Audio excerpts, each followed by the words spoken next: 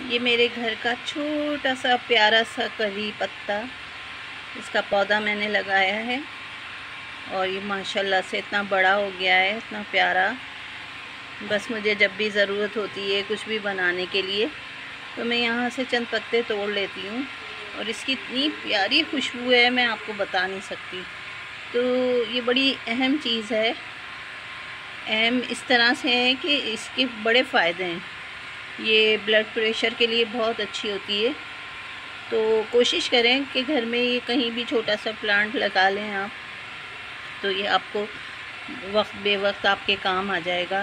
देखिए कितनी प्यारी हवा चल रही है माशाल्लाह से, और बहुत ही प्यारी खुशबू है इसकी। बहुत प्यारे प्यारे पत्ते निकले हुए हैं, बहुत अच्छा लगता है। छोटा सा पौधा ज़रूर लगा लें अपने घर में, काम आता है।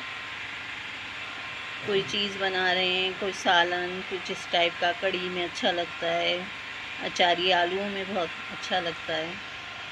इसका भगार इस जब डलता है तो इतनी सौंधी सौंधी सी खुशबू आती है।